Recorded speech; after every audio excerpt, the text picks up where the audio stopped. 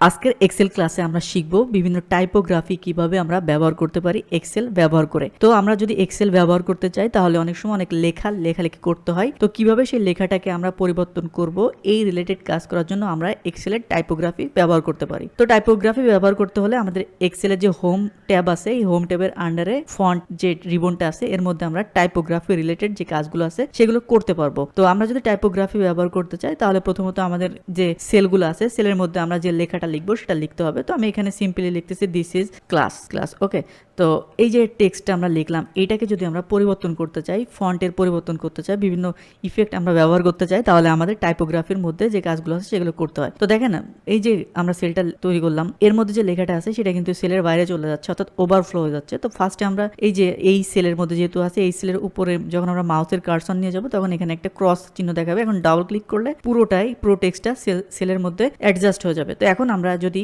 এই টাইপোগ্রাফিটাকে পরিবর্তন করতে চাই, ফন্টটাকে পরিবর্তন করতে চাই, প্রথমত ফন্টটাকে সিলেক্ট করতে হবে। তো প্রথমে আমি ফন্টটাকে সিলেক্ট করে নিলাম। এবার আমাদের ফন্ট রিলেটেড যে কাজগুলো আছে সবগুলোই আমরা হোম ট্যাবের আন্ডারে ফন্ট রিবনের মধ্যে আমরা সবগুলো পেয়ে যাব। তো প্রথমত যেটা দেখতে পাচ্ছেন সেটা হচ্ছে বোল্ড।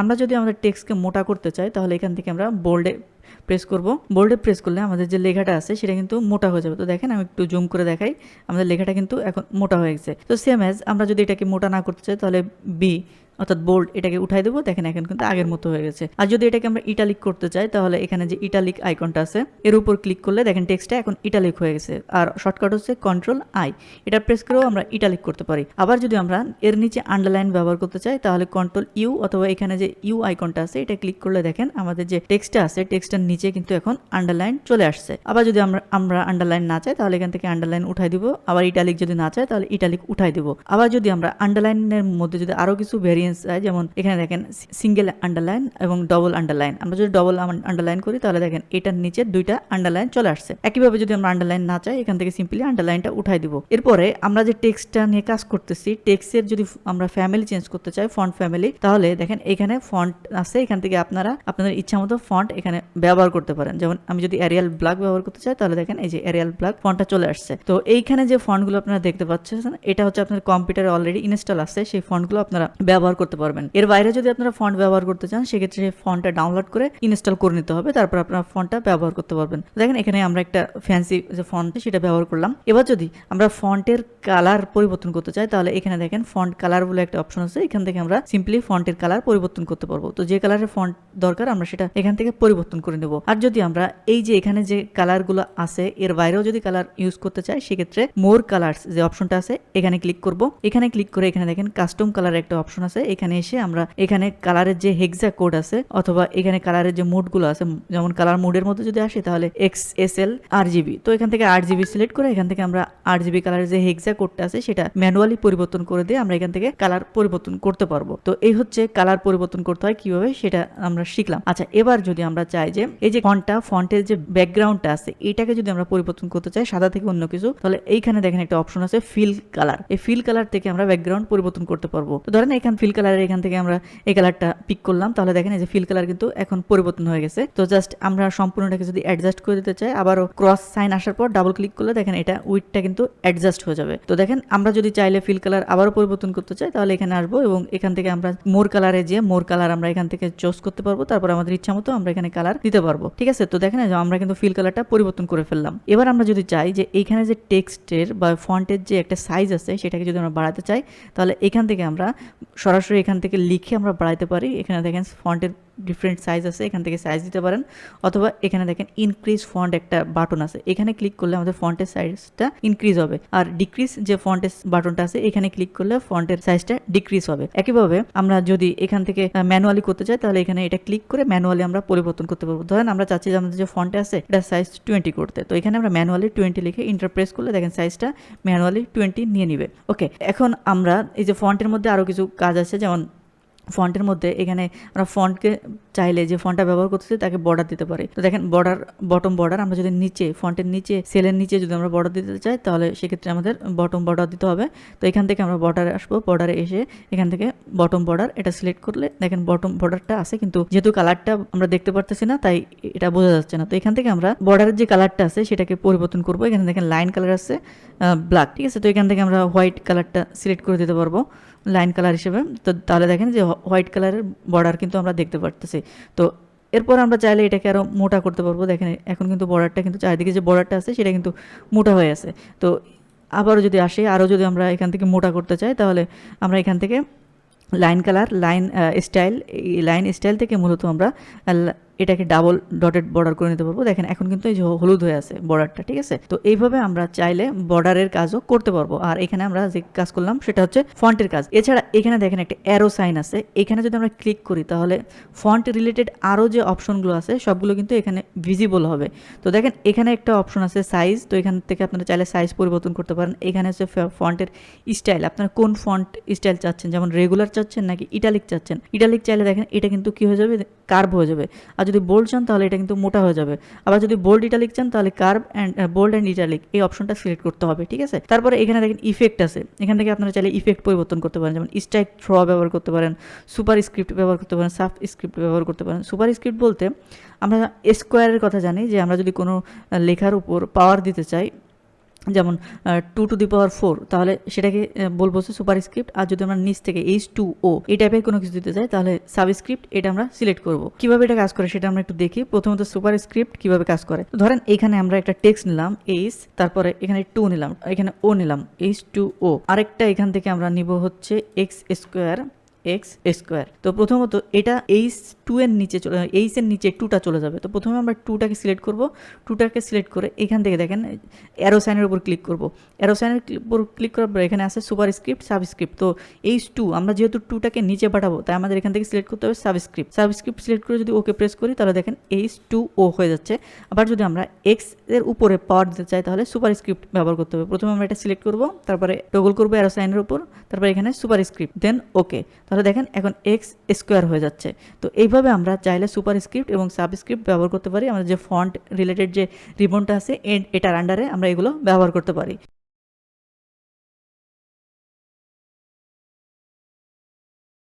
প্রিভিয়াস ক্লাসে আমরা টেক্সট ফরম্যাটিং নিয়ে কথা বলেছিলাম, কিভাবে আমরা ফন্ট পরিবর্তন করতে পারি, ফন্টের কালার পরিবর্তন করতে পারি এবং ফন্ট রিলেটেড যে কাজগুলো আছে সেগুলো আমরা প্রিভিয়াস ক্লাসে করেছিলাম। আজকের ক্লাসে আমরা মূলত ফন্টের যে অ্যালাইনমেন্ট রয়েছে, টেক্সট অ্যালাইনমেন্ট, সেটা নিয়ে ডিসকাস করব। তো এখনো আমরা হোম ট্যাবের আন্ডারে আছি। হোম ট্যাবের মধ্যে দেখতে পারবেন যে এখানে একটা রিবন আছে যেটার নাম হচ্ছে অ্যালাইনমেন্ট। আজকে মূলত এই যে রিবনটা আছে এর মধ্যে যে কাজগুলো আছে সেগুলো আমরা করার ট্রাই করব। তো প্রথমত এখানে আমি এক্সেল ক্লাস নামে একটা ফিল্ডের মধ্যে আমি এক্সেল ক্লাস এই টেক্সটটা রাখছি। এবার এটাকে আমরা একটু উইডটাকে ছোট বড় করে দিব। তো দেখেন আমরা উইডটাকে বাড়াই নিলাম এবং এখান থেকে হাইটটাকেও আমরা একটু বাড়াই নিব।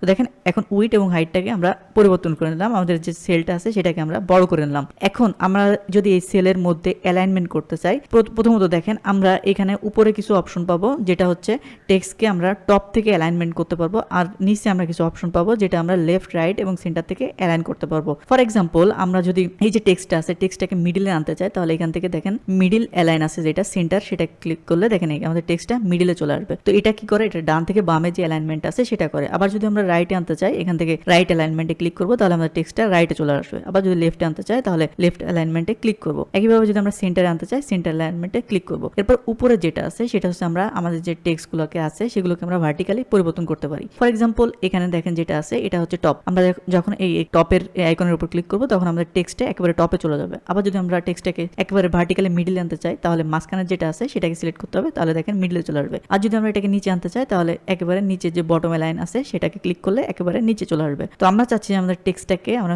মাঝখানে রাখতে সম্পূর্ণভাবে হরাইজন্টালি এবং ভার্টিক্যালি। তো আমাদের দুইটাই ক্লিক করে রাখতে হবে। তো হরাইজন্টালি এবং ভার্টিক্যালি আমরা এটাকে সেন্টারে নিয়ে চলে আসলাম। তার মানে আমরা এক্সেলের মাধ্যমে আমাদের যে টেক্সট অ্যালাইনমেন্ট আছে এটা হরাইজন্টালি এবং ভার্টিক্যালি আমরা পরিবর্তন করতে পারি। আচ্ছা, এবার আমরা আরেকটা টেক্সট নিব।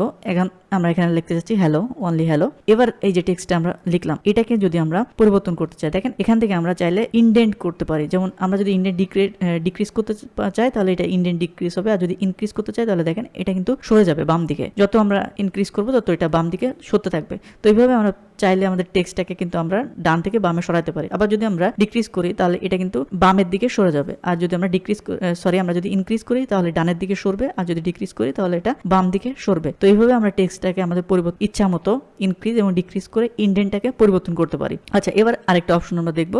তার আগে এখানে আমরা আরেকটা টেক্সট নিব। ধরেন এখানে আমরা টেক্সটটা নিচ্ছি, টেক্সট ওকে, এবং এটাকে আমরা অ্যালাইনমেন্ট করবো কিভাবে, এটাকে একেবারে টপে নিয়ে যাবো অ্যান্ড লেফটে থাকবে। এবার যদি এটার দেখেন এখানে একটা বাটন আসছে ওরিয়েন্টেশন, এই ওরিয়েন্টেশন আমরা কিভাবে ব্যবহার করতে যাচ্ছি। যদি আমরা ভার্টিক্যাল টেক্সট চাই তাহলে এখানে ভার্টিক্যাল ক্লিক করলে দেখেন এই টেক্সটটা কি ভার্টিক্যালি চলে আসছে। তারপর এটাকে চাইলে আমরা একটু নিচের দিকে এভাবেই করে দিতে পারবো। তো এইভাবে ভার্টিক্যালি টেক্সট যদি আমরা লিখতে চাই তাহলে এখান থেকে এসে আমরা ওরিয়েন্টেশন পরিবর্তন করে দিতে পারবো। তারপরে যদি আমরা এটাকে রোটেট করতে চাই ক্লকওয়াইজ কাউন্টার ক্লক, তাহলে এভাবে করতে পারবো। আবার যদি এন্টি অ্যাঙ্গেল ক্লকওয়াইজ আমরা পরিবর্তন করতে চাই তাহলে এভাবে আমরা পরিবর্তন করতে পারবো। তারপরে যদি আমরা রোটেট করতে চাই তাহলে এটা রোটেট করতে পারবো।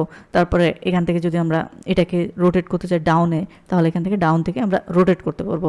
তো এখানে মূলত আমরা ওরিয়েন্টেশন অর্থাৎ টেক্সটটাকে ভার্টিক্যালি হবে নাকি হরাইজন্টালি হবে এটা আমরা এখান থেকে কন্ট্রোল করতে পারবো। দেন এখান থেকে ফরম্যাট সেল যে অপশনটা আছে এখানে যদি ক্লিক করি তাহলে দেখেন ফরম্যাট সেল রিলেটেড আরও যে কাজগুলো আছে সেগুলো চলে আসছে। তো এখানে দেখেন র্যাপ টেক্সট একটা অপশন আছে, এটা আমরা ব্যবহার করতে পারি র্যাপ টেক্সট। সেজন্য যেটা করতে হবে, ধরেন এখানে আমি কিছু টেক্সট রাখতেছি, দিস ইজ ডেমো ওকে। তো দেখেন এই যে টেক্সটগুলো কি করে ফিল্ডে আছে, ফিল্ডের বাইরে চলে যাচ্ছে। তো এখন আমরা যদি এখান থেকে ওরিয়েন্টেশনে এসে এখান থেকে যদি ফরম্যাট সেল ওরিয়েন্টেশন এখানে ক্লিক করি, ঠিক আছে, এখান থেকে দেখেন ওরিয়েন্টেশন আছে, এর মধ্যে যদি আমরা র্যাপ টেক্সটটাকে সিলেক্ট করে দিই, তারপরে যদি ওকে করে দিই তাহলে দেখেন এই টেক্সটটা কিন্তু অটোমেটিক্যালি নিচে চলে আসছে, ডাউন হয়ে যাচ্ছে, ঠিক আছে। তো এখান থেকে আমরা চাইলে র্যাপ টেক্সটটাকে উঠা দিতে পারি অথবা এখান থেকে র্যাপ টেক্সটটাকে ব্যবহার করতে পারি। আর এখানে যে অ্যারো সাইনটা আছে এটা এখানে ক্লিক করলে আমরা অনেক অপশন পেয়ে যাবো। তারপর শিক টু ফিট এটা ক্লিক করলে আমাদের টেক্সটটা ফিট হয়ে যাবে আমাদের যে ফিল্ড আছে সেটার সাথে। তার আগে আমাদের র্যাপ টেক্সটটা উঠাই দিতে হবে, শ্রিঙ্ক টু ফিট এটা ক্লিক করে দিতে হবে। তাহলে দেখেন এই টেক্সটটা অটোমেটিক্যালি কিন্তু ফিল্ডের সাথে কিন্তু আমাদের যে ফিল্ডটা আছে ফিল্ডটার সাথে কিন্তু অটোমেটিক্যালি এটা শ্রিঙ্ক হয়ে যাবে। তো এখন এখানে আমি এক্সাম্পলটা আরেকটু দেখাই। ধরেন এখানে আমি আরেকটু বড় টেক্সট নিই, যেমন this is online Excel class. তো এই টেক্সটটা কি হচ্ছে, এই টেক্সটটা কিন্তু ওভারফ্লো হচ্ছে, মানে আমাদের যে মেইন যে ফিল্ড আছে ফিল্ডের বাইরে চলে যাচ্ছে। তো এখন থেকে যদি আমরা এখান থেকে অ্যারো সাইনে ক্লিক করি অ্যালাইনের আন্ডারে এবং এখান থেকে আমরা শ্রিঙ্ক টু ফিট এটা যদি আমরা ক্লিক করে দিই তাহলে দেখেন এইটা অটোমেটিক্যালি কিন্তু ছোট বড় করে আমাদের যে সেলটা আছে সেলের মধ্যে কিন্তু পুরোটাই কিন্তু ধরে গেছে। তো জাস্ট এটা কি করছে, আমাদের যে টেক্সট আছে টেক্সটের যে সাইজটা সেটা ছোট করে এখানে অ্যাডজাস্ট করে নিয়েছে। তো এইভাবে আমরা চাইলে অ্যাডজাস্ট করতে পারি। আচ্ছা, তো অ্যাডজাস্ট না করেও কিন্তু আমরা চাইলে এই যে তিনটা যে ফিল্ড আপনারা দেখতে পাচ্ছেন যে এই টেক্সটটা তিনটা ফিল্ডের মধ্যে চলে আসছে, তো আমরা তিনটা ফিল্ডটাকে কিন্তু মার্জ করতে পারি। এজন্য যেটা করতে হবে আপনাকে তিনটা ফিল্ডই সিলেক্ট করতে হবে। সিলেক্ট করার পর এখানে দেখেন মার্জ এন্ড সেন্টার একটা অপশন আছে, এখানে ক্লিক করতে হবে। তাহলে তিনটা ফিল্ড একসাথে মার্জ হয়ে যাবে এবং টেক্সটটাকে সেন্টারে নিয়ে চলে আসবে। তো আবারও যদি আমি একটু ব্যাকে যাই আবারও যদি আমি এটাকে সিলেক্ট করি, সিলেক্ট করার পরে এখানে দেখেন কিছু অপশন আছে। অপশন প্রথমত মার্জ এন্ড সেন্টার আমরা মার্জ করব এবং সেটা টেক্সটটাকে সেন্টারে নিয়ে আসবো। তারপরে merge and across, merge cell only শুধু মার্জ হবে, আনমার্জ সেল। তো যদি আমরা অনলি মার্জ করি তাহলে দেখেন এটা কিন্তু টেক্সটটা কিন্তু সেন্টারে আসে না, কিন্তু তিনটা ফিল্ড কিন্তু একসাথে মার্জ হয়ে আছে। তো আবার যদি আমি একটু ব্যাকে যাই আবারও যদি সিলেক্ট করি, সিলেক্ট করে দেখেন মার্জ এন্ড সেন্টার যদি করি তাহলে এটা মার্জ আসবে এবং টেক্সটগুলো সেন্টারে আসবে। আর যদি মার্জ অ্যাক্রস করি তাহলে দেখেন সেম কাজ করবে, যেটা হচ্ছে আমরা মার্জ করার ফলে যেটা করছিলাম, ঠিক আছে। এখন যদি আমরা এই পুরোটাকে আনমার্জ করতে চাই তাহলে পুরোটাকে কি করতে হবে, পুরোটাকে প্রথমে সিলেক্ট করতে হবে, সিলেক্ট করার পর টগল করতে হবে, দেন হচ্ছে আনমার্জ সেল করলে দেখেন এটা আনমার্জ হয়ে যাবে। এই যে এখন কিন্তু প্রত্যেকটা সেল কিন্তু আলাদা হয়ে গেছে, ঠিক আছে। আবার যদি মার্জ করতে চাই এবং সেন্টারে মার্জ করতে চাই তাহলে তিনটা সেলকে আমরা সিলেক্ট করব, দেন মার্জ এন্ড সেন্টারে করলে দেখেন আমাদের যে টেক্সটটা আছে তিনটা সেলে মার্জ হয়ে সেন্টারে চলে আসছে। তারপরে এখান থেকে আমরা বেসিক যে টাইপোগ্রাফিগুলো আছে সেগুলো ব্যবহার করতে পারবো। তো এখান থেকে বেসিক টাইপোগ্রাফি ব্যবহার করে আমরা এই কাজগুলো করতে পারবো। ওকে, টেক্সট র্যাপ কি, টেক্সট র্যাপ হচ্ছে টেক্সটকে আমরা একটা সেলের মধ্যে সম্পূর্ণটা র্যাপ করে ফেলবো। আর এখানে তো আমি দেখালাম অ্যালাইনমেন্ট কিভাবে ব্যবহার করবেন, এখানে আমরা দেখালাম যে কিভাবে ওরিয়েন্টেশন ব্যবহার করবেন, আর এখানে আমরা মার্জ কিভাবে করব। এই ক্লাসে আমরা সেলস সাইজ নিয়ে ডিসকাস করব। এখানে আপনারা একটা ডেটাবেস দেখতে পারতেছেন যে যার মধ্যে সেলস এবং রো ওয়াইজ যে ডেটাগুলো রয়েছে সেগুলোর মধ্যে সাইজিং এর প্রবলেম আছে। যেমন ফার্স্ট যে রো আছে দেখেন একটার মধ্যে আরেকটা ঢুকে আছে, তারপর এখানে কিছু রো আছে এটার মধ্যে দেখেন সমস্যা আছে, তারপরে এখানে যে কলামগুলো আছে কলামগুলো অ্যাডজাস্টেবল না। তো এই যে প্রবলেমগুলো যদি হয়ে থাকে তাহলে এগুলোকে কিভাবে আমরা ফিক্সড করতে পারি সেই বিষয়টা মূলত আমরা এই ক্লাসে কভার করব। তো যদি আমরা এই ধরনের প্রবলেম ফেস করি তাহলে খুব ইজিলি আমরা এটাকে সলভ করতে পারি। প্রথমত আমরা কিভাবে ম্যানুয়ালি সলভ করতে পারি সেটা দেখব। আমরা যদি আমাদের আমাদের সেলগুলোকে বা কলামগুলোকে ফিক্সড করতে চাই তাহলে এটা হচ্ছে কলাম ওয়াইজ এবং এটা হচ্ছে রো ওয়াইজ। তো তাহলে আর প্রত্যেকটা হচ্ছে একটা সেল। তো যদি আমরা এখন এটাকে ফিক্সড করতে চাই, প্রথমে এই যে আমাদের যে রোটা আছে, রোটা দেখেন একটার মধ্যে একটা ঢুকে গেছে। এটা যদি ফিক্সড করতে চাই প্রথমে আমরা হোম মেনুর মধ্যে আসবো। হোম মেনুর মধ্যে এখানে দেখেন সেলস একটা অপশন আছে, এর মধ্যে থেকে ফরম্যাটিং এর মধ্যে দেখেন প্রথম যেটা আছে সেটা হচ্ছে রো রিলেটেড, তারপরে যেটা আছে সেটা হচ্ছে কলাম রিলেটেড। তো আমরা যদি রো এর কোনো প্রবলেম ফেস করতে চাই তাহলে রো রিলেটেড যে প্রবলেমটা আছে সেটা আমরা এখান থেকে ফিক্স করব। যদি কলাম রিলেটেড কোনো প্রবলেম থাকে তাহলে কলাম রিলেটেড যে প্রবলেমটা আছে সেটা এখান থেকে আমরা ফিক্সড করব। তো ফার্স্টে আমরা রো রিলেটেড যে প্রবলেমটা আছে সেটা দেখি। তো প্রথমে হচ্ছে রো হাইট। যদি আমরা আমাদের যে রোর যে হাইটটা আছে এটাকে বাড়াইতে চাই তাহলে এখান থেকে আমরা ম্যানুয়ালি রোর হাইটটা বাড়াই দিতে পারি। তো ধরেন এখান থেকে আমরা চাচ্ছি যে 20 করতে রো হাইট, তাহলে এখানে 20 করে দিয়ে যদি আমরা এখন ওকে করে দিই তাহলে দেখেন আমাদের রো হাইটটা বেড়ে গেল। আবারও আসি, আমরা ফরম্যাটে আসবো, ফরম্যাটে এসে রো হাইট। এবার যদি মনে হয় যে আরো একটু বেশি করবো তাহলে এখান থেকে কম বা বেশি আমরা করতে পারি। তো ধরেন এখান থেকে আমরা 25 করে নিলাম, দেন হচ্ছে এটা 25 করে দিলে দেখেন রো হাইটটা বেড়ে গেল। এবার এখান থেকে যে কলামটা আছে, কলামটা যদি আমরা উইডথটা পরিবর্তন করতে চাই তাহলে প্রথমে কলামটা সিলেক্ট করব, তারপর এখান থেকে ফরম্যাট থেকে কলাম উইড এখানে আসবো। আসার পর দেখেন এখানে আছে 7.11। তো এটাকে পরিবর্তন করে ধরেন আমরা চাচ্ছি যে 20 করতে বা 30 করতে। তো ধরেন এখান থেকে আমরা রো উইডটা 30 করে দিলাম। এবার যদি আমরা ওকে প্রেস করি তাহলে দেখেন আমাদের রো উইডটা বেড়ে গেল।